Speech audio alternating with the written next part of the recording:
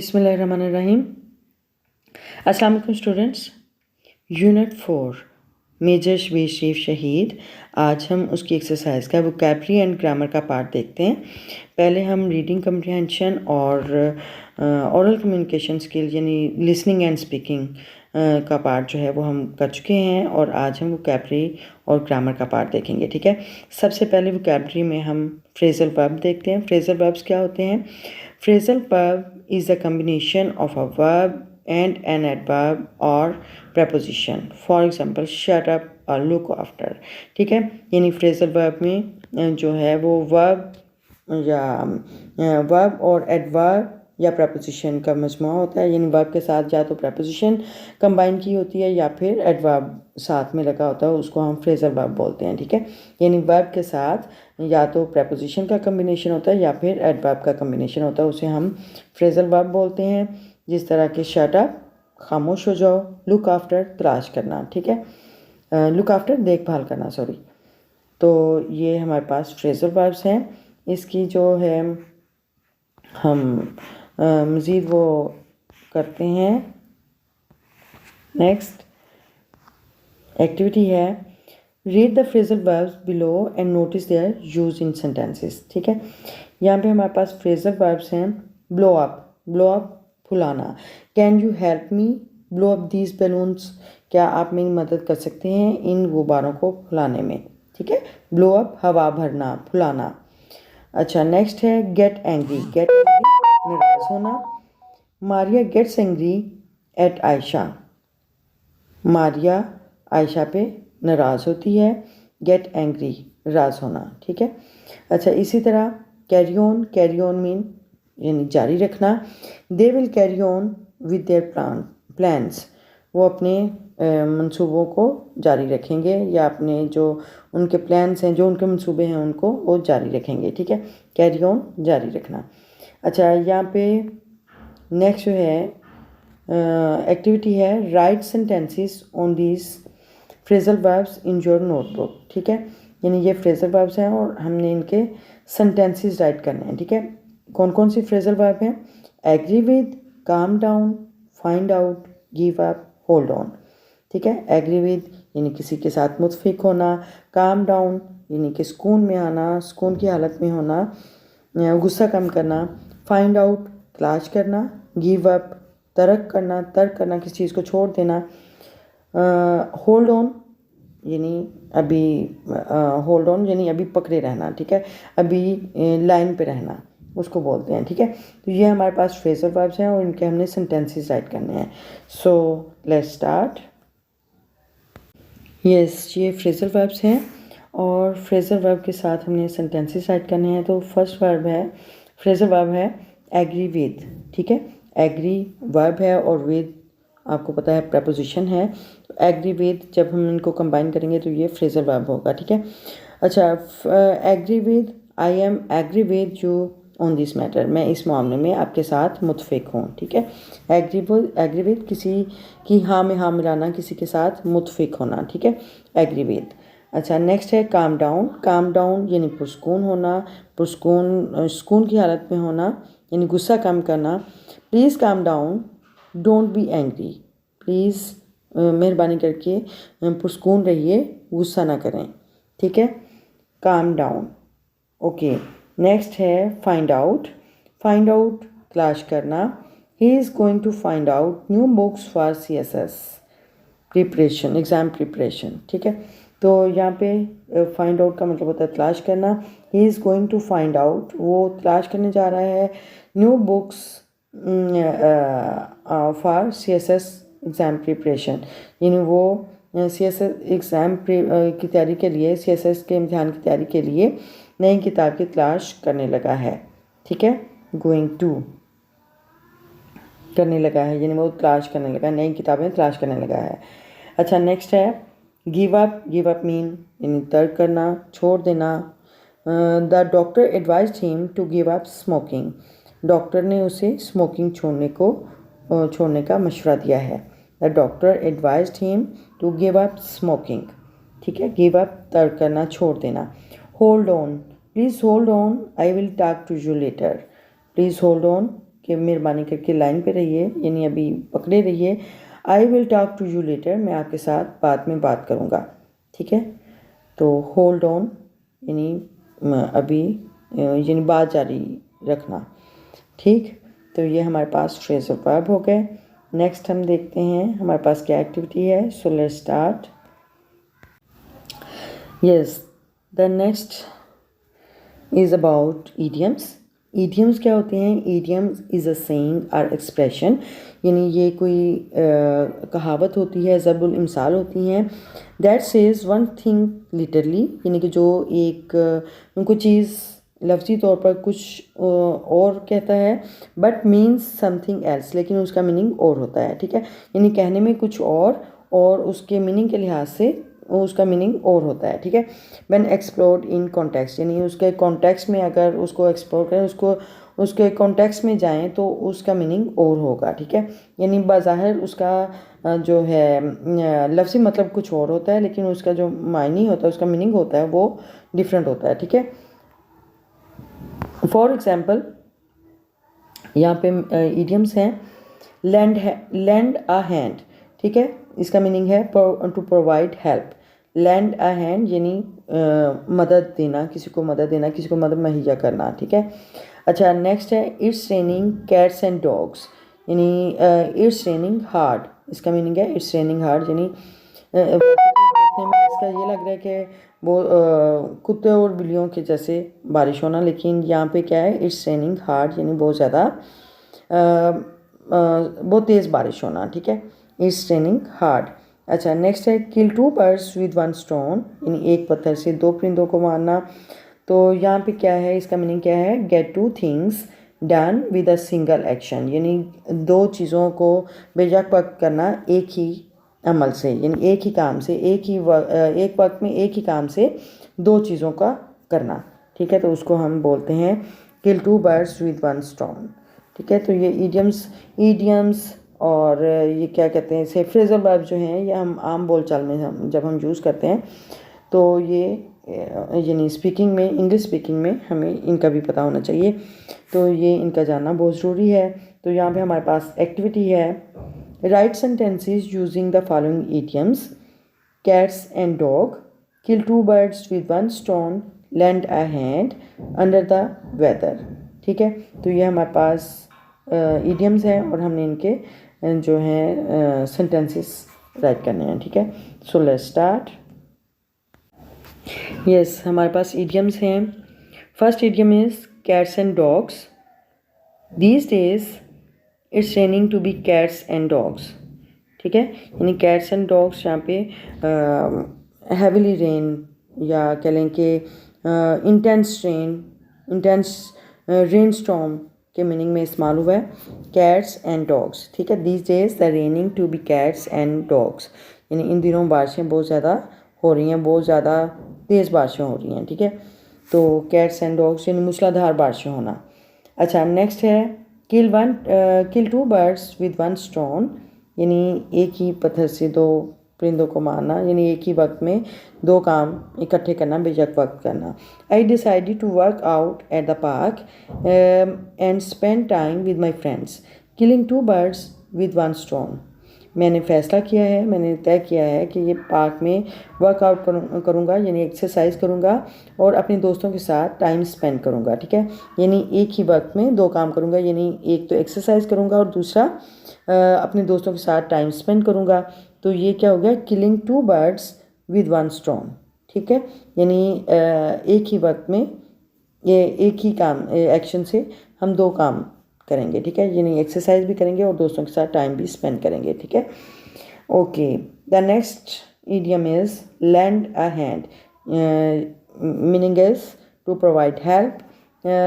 She lands a hand for my homework, वो मेरे homework के लिए मदद मुहैया करती है, यानी वो मुझे मेरा हेल्पिंग हैंड बनती है और मुझे मेरा होमवर्क कराने में मेरी मदद करती है, ठीक है। She lands a hand for my homework. अच्छा, नेक्स्ट है under the weather. Under the weather mean under the critical situation, यानी बहुत बुरे हालात में होना, या कह लें कि मौसम के ज़ेर असर होना। आफ्टर कैचिंग कोल्ड सर्दी लगने के बाद she is under the weather, वो मौसम के ज़ेर असर है, so she decides to stay at home, इसलिए उसने डिसाइड किया है, तय किया है, फ़ैसला किया है कि वो घर पर रहेगी। ठीक है, यानी ठंड लगने के बाद ज़ाहिर वो फीलिंग अनवेल, यानी वो अच्छा फील नहीं कर रही है, तो इसलिए उसने डिसाइड किया है कि वो घर पर आराम करेगी। After catching a cold she is under the weather, so she decides to stay at home. ठीक, यह हमारे पास इडियम थे जो हमने ये एक्टिविटी की है। नेक्स्ट हम देखते हैं हमारे पास क्या एक्टिविटी है। सो let's start. Yes, vocabulary part में हमने फ्रेजल वर्ब्स और इडियम्स हमने किए हैं, और अब हम ग्रामर का पार्ट देखते हैं। ग्रामर के पार्ट में एडजेक्टिव्स हैं। एडजेक्टिव्स क्या हैं? Adjective basically this is a parts of speech, and adjective is a word that we use to describe a person, place और थिंग, यानी कोई भी पर्सन, प्लेस और थिंग को डिस्क्राइब करने के लिए हम एडजेक्टिव यूज़ करते हैं। Adjective modified nouns or pronouns. ठीक है, यानी नाउन या प्रोनाउन की जगह यानी उसको मॉडिफाई करते हैं, उसके बारे में बताते हैं। नाउन के बारे में बताते हैं और प्रोनाउन के बारे में एडजेक्टिव्स बताते हैं। ठीक है, ओके, तो नेक्स्ट हम देखते हैं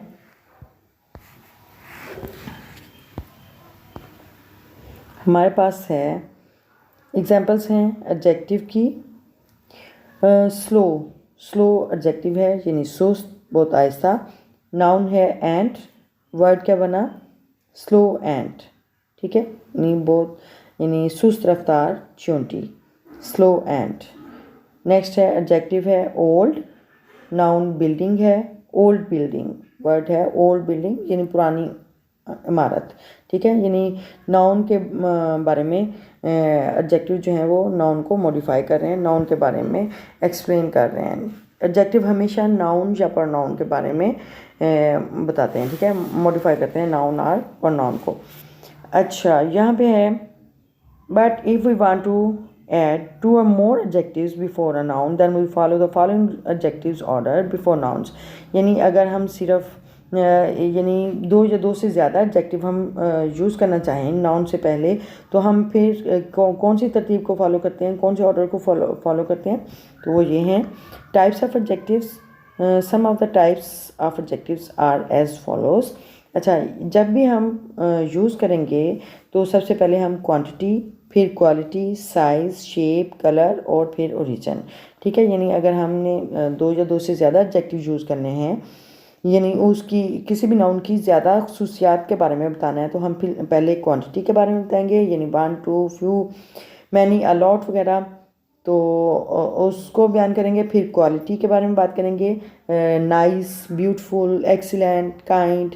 ठीक है, तो इसी तरह साइज़ है, साइज़ में आ जाता है जैसे big, small, tiny, tall, short, तो ये साइज़ के बारे में हो गया। और शेप, शेप में यानी किसी भी चीज़ की उसकी जो शेप होती है उसके बारे में बात करेंगे, जैसे स्ट्रेट है, ओवल है, स्क्वायर, फ्लैट, राउंड। ठीक है, तो ये उसकी शेप्स हो गई। और कलर, कलर किसी भी चीज़ का कलर को जब हम बयान करते हैं तो वो कलर एडजेक्टिव होता है, जैसे कि red, green, blue, black, white, ये सारे जो हैं कलर एडजेक्टिव हैं। इसी तरह ओरिजिन, ओरिजिन एडजेक्टिव वो होते हैं जो किसी चीज़ के ओरिजिन के बारे में बताएं कि वो चीज़ कहाँ से आई, उसका ओरिजिन क्या है, उसका इब्तदा, उसका मार्क्स क्या है। ठीक है, तो जैसे Pakistan, Turkey, Dubai, London, Thailand, Ireland. ठीक है, तो ये अच्छा, जब भी हम ये ज़्यादा एडजेक्टिव के बारे में हम बयान करेंगे तो हम कहेंगे one nice big, Oval shape, red Pakistani boy. ठीक है, तो हम इस तरह यानी पहले क्वांटिटी, फिर quality, size, shape, colour and origin, यानी ये वाला ऑर्डर याद रखेंगे जब भी हम यानी दो या दो से ज़्यादा हम एडजेक्टिव के बारे में बताना चाहते हैं, नाउन के बारे में यानी मॉडिफाई करना चाहते हैं, तो फिर हम इस तरतीब को याद रखेंगे, quantity, quality, size, shape, colour and origin. ठीक है, तो ये उसकी जो खसूसियात हैं वो हम ऐसे इस तरतीब के साथ बयान करेंगे। अच्छा, नेक्स्ट हमारे पास आ जाता है प्रोनाउन एंटीसीडेंट एग्रीमेंट। अच्छा, एंटीसीडेंट का मतलब होता है कम्स बिफोर, ठीक है। एंटीसीडेंट कम्स बिफोर यानी पहले आने वाला।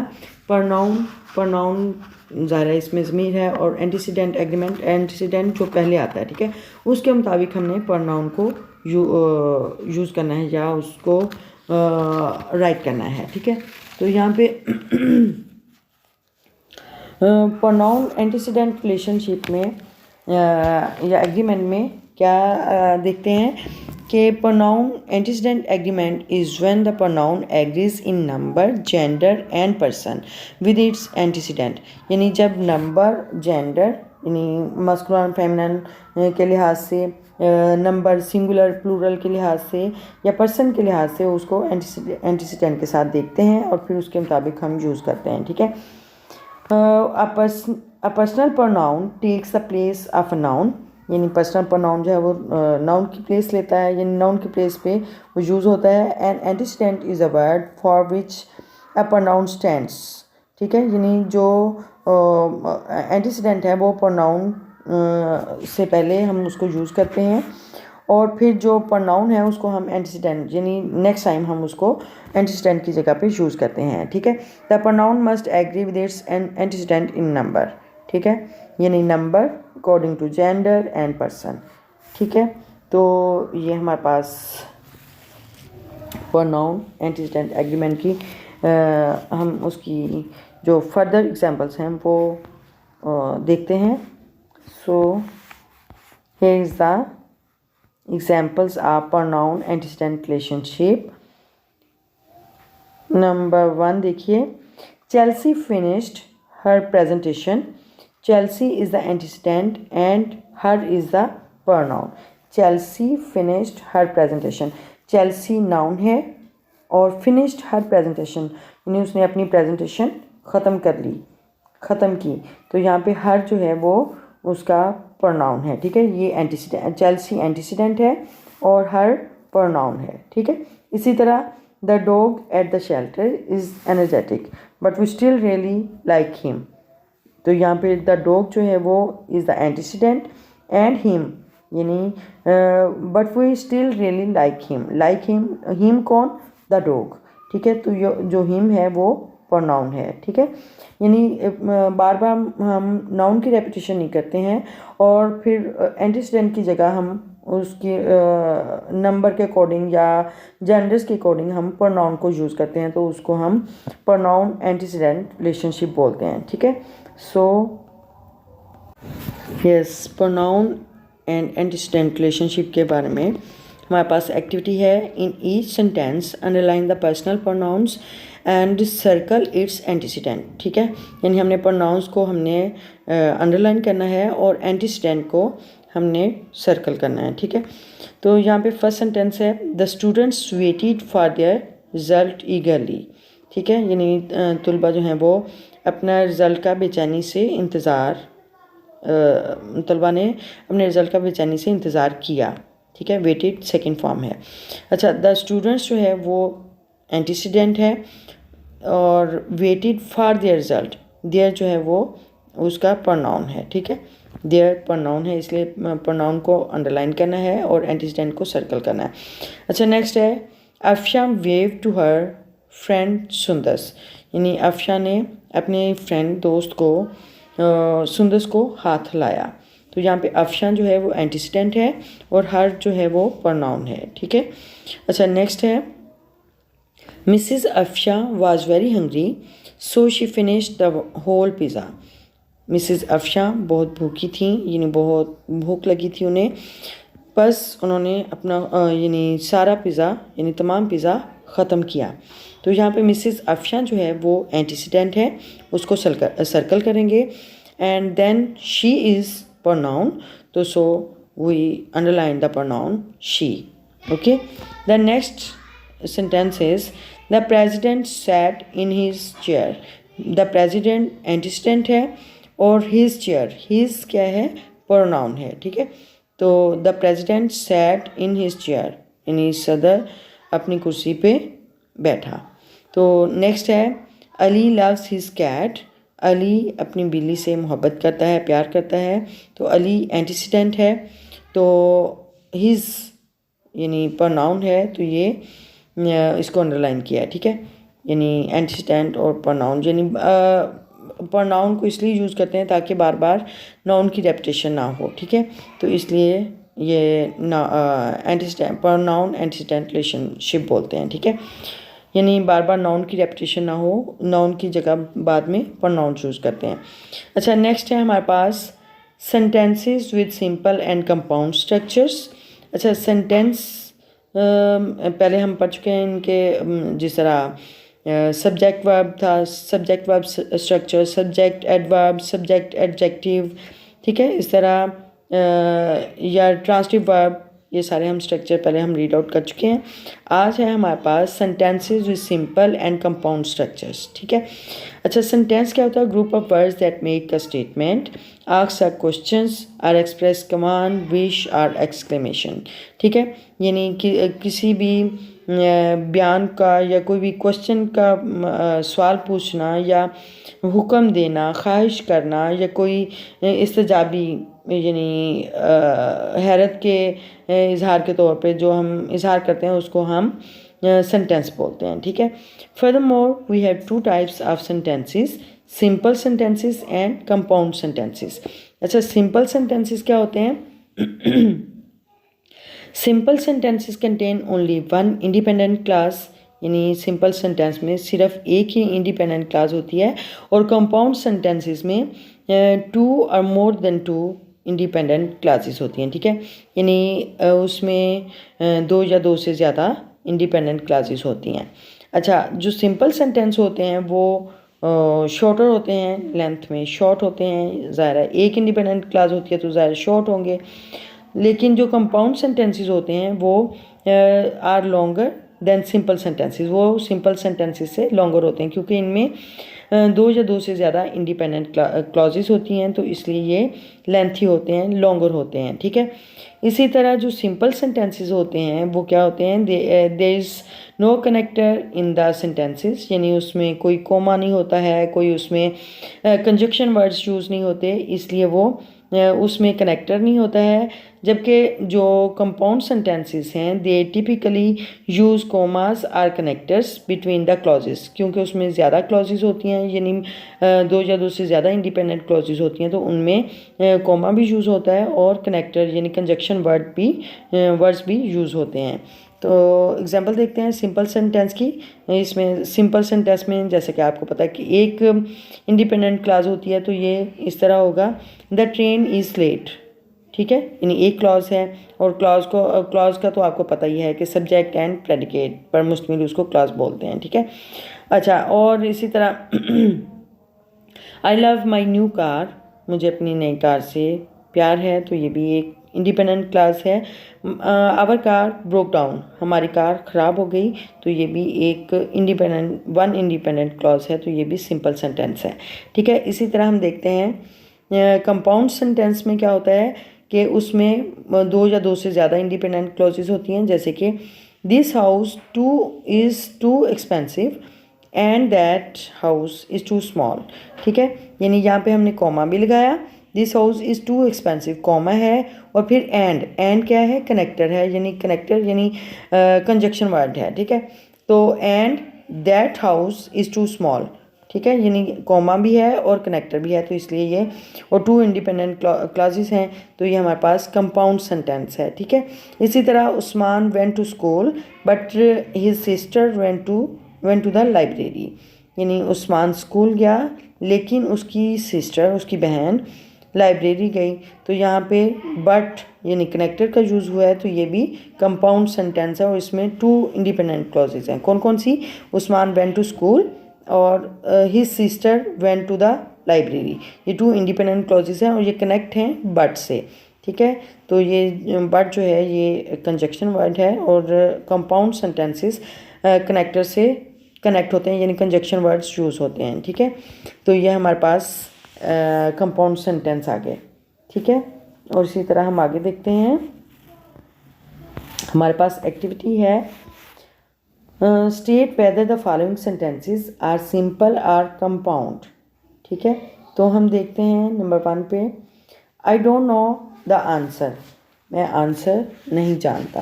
यानी ये एक सिंपल यानी एक इंडिपेंडेंट क्लॉज है, तो जिसमें वन इंडिपेंडेंट क्लॉज हो उसको हम सिंपल दूसरा सेंटेंस बोलते हैं। ठीक है, तो ये सिंपल सेंटेंस है।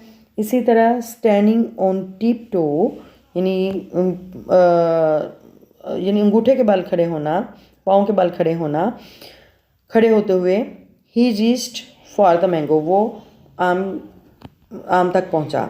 ठीक है, तो ये जो है कॉमा है इसमें, स्टैंडिंग ऑन टिप टो, और he reached for the mango, यानी इसमें कॉमा है, तो ये इसमें 2 इंडिपेंडेंट क्लॉजेस हैं, तो ये कंपाउंड सेंटेंस है। ठीक है, अगर 1 इंडिपेंडेंट होता तो ये सिंपल होता, लेकिन इसमें 2 इंडिपेंडेंट हैं, जैसे standing on tip toe, he reached, comma है, और he reached for the mango, तो ये कंपाउंड सेंटेंस है। इसी तरह यू कैन राइट हियर, आप यहाँ पे लिख सकते हैं, तो ये एक 1 इंडिपेंडेंट क्लॉज है, तो ये सिंपल सेंटेंस है। इसी तरह the boy is playing football, लड़का फुटबॉल खेल रहा है, तो ये सिंपल सेंटेंस है। इसी तरह he was sick therefore he didn't attend the meeting, वो बीमार था इसलिए वो उसने मीटिंग अटेंड नहीं की। ठीक है, तो यहाँ पे ही वॉज सिक, कॉमा है, देयरफॉर कनेक्टर है, कॉमा है, he didn't attend the meeting. ठीक है, यानी 2 इंडिपेंडेंट क्लॉजेस हैं, he was sick, he didn't attend the meeting. ठीक है, तो ये एक तो 2 क्लॉजेस हो गई, और दूसरा कॉमा भी यूज़ हो गया, और कनेक्टर यानी देयरफॉर भी यूज़ हुआ है, तो इसलिए ये कंपाउंड सेंटेंस है। ठीक है, तो ये हमारे पास simple and compound sentence structure से रिलेटेड हमने ये एक्टिविटी की है। नेक्स्ट हमारे पास आ जाता है ग्रामर पार्ट में पास्ट कंटिन्यूअस टेंस। अच्छा, पास्ट कंटिन्यूअस टेंस कौन सा होता है? Past continuous tense describes actions or events in a time before now which began in the past and were still going on when another events occurred। यानी past continuous tense जो है वो ऐसे काम या वाक़ये के बारे में बताता है जो कि माजी में शुरू होता है, लेकिन वो स्टिल गोइंग ऑन, वो अभी भी जारी है। ठीक है, और जब कोई दूसरा वाक़या रोनमा होता है तो वो अभी भी वो जो वाक़या है वो हो रहा होता है, रोनमा हो रहा होता है। ठीक है, तो उसको पास्ट कंटिन्यूअस टेंस बोलते हैं। यानी पास्ट कंटिन्यूअस टेंस, कोई काम पास्ट में हुआ लेकिन वो अभी मौजूदा वक्त में भी वो जारी है, तो उसको पास्ट कंटिन्यूअस टेंस बोलते हैं। अच्छा, structure of past continuous tense में क्या आता है? इसमें अफर्मेटिव यानी मस्बत जुमलों में सब्जेक्ट सबसे पहले जाहिर है, subject helping verb was verb होता है, और base form of verb plus ING, यानी बेस फॉर्म ऑफ वर्ब होगी और उसके साथ आईएनजी, यानी fourth form of the verb जो है वो यूज़ होगी, प्लस ऑब्जेक्ट। ठीक है, यानी ऑब्जेक्ट यूज़ होगा। उसके बाद नेगेटिव किस तरह बनाएंगे? यानी सब्जेक्ट प्लस हेल्पिंग वर्ब, और फिर हेल्पिंग वर्ब के साथ नॉट का एडिशन करेंगे, यानी नॉट लगाएंगे, और इसके बाद base form of verb plus ING और प्लस ऑब्जेक्ट। ठीक है, अच्छा, इसी तरह इंट्रोगेटिव में क्या होगा कि वॉज और वर जो हैं वो यानी हेल्पिंग वर्ब जो हैं वो सब्जेक्ट से पहले लगाएंगे, और सब्जेक्ट के बाद हम base form of the verb plus ING यानी fourth form of the verb and object को यूज़ करेंगे। ठीक है, तो ये हमारे पास सेंटेंस पास्ट कंटिन्यूअस टेंस का स्ट्रक्चर आ गया। ठीक है, इन्फॉर्मेटिव, नेगेटिव और इंट्रोगेटिव सेंटेंसेस का। अच्छा, उसकी एग्जांपल्स हैं he was watching television last night, वो गुज़श्ता रात टेलीविज़न देख रहा था।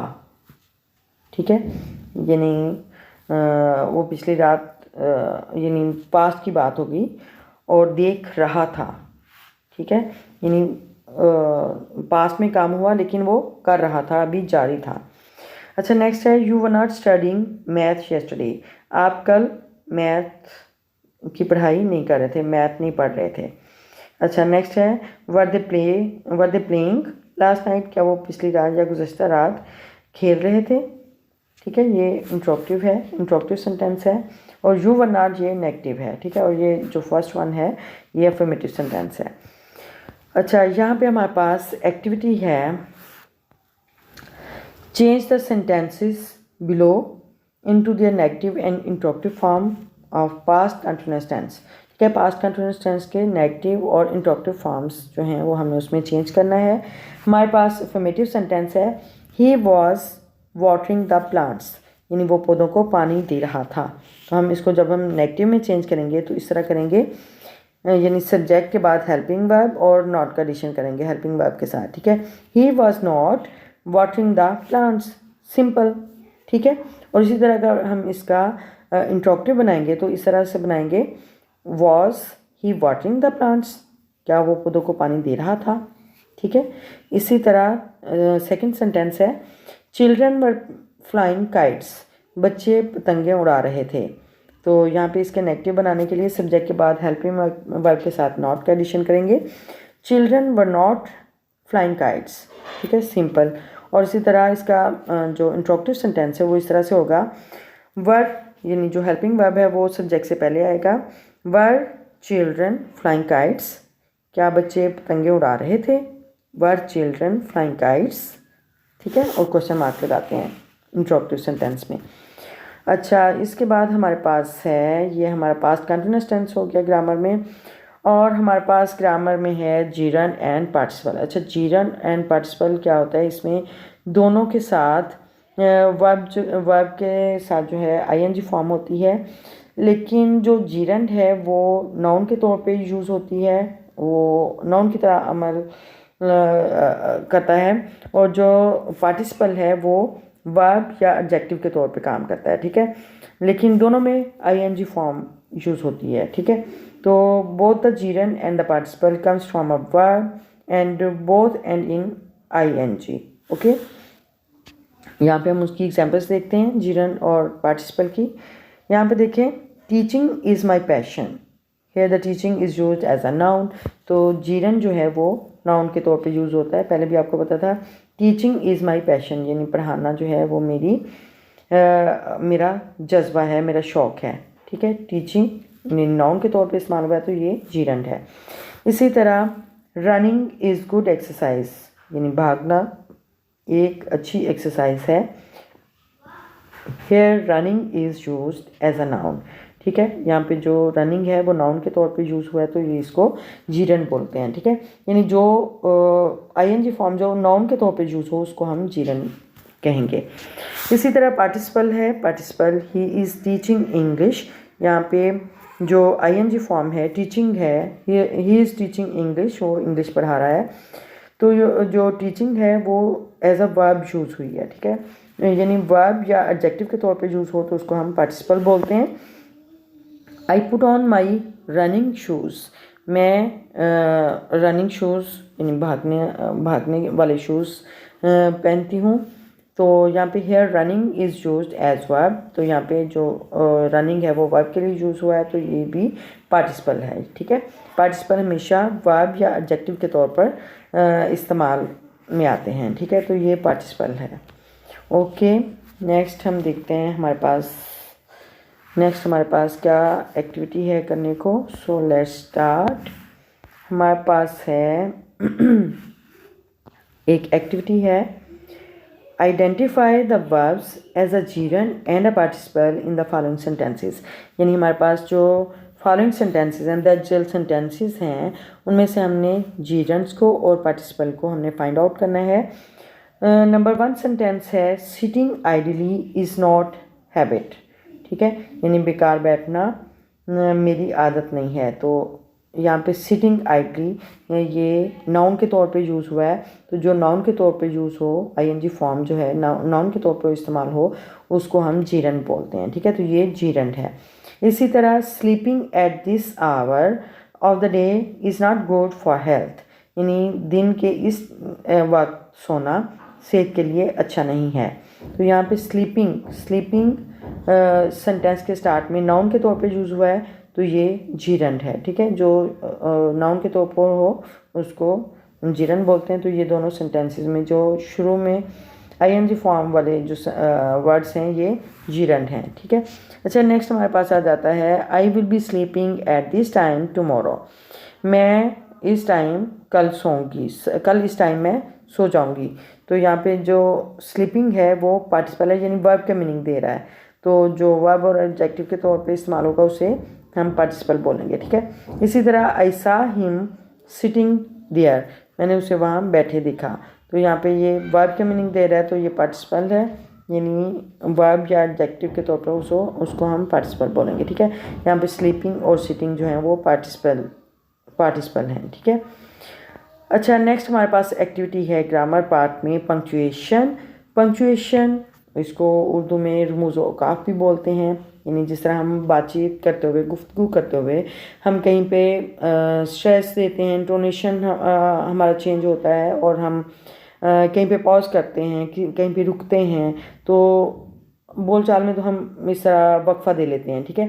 लेकिन जब हम लिखने में वही हम दूसरों को ये इंटरवल के बारे में या वक्फे के बारे में हम बताते हैं, तो उसको हम full stop, comma, semicolon, colon के बारे में लगाते हैं, ये साइंस लगाते हैं, तो वो उसको हम पंक्चुएशन बोलते हैं, ठीक है।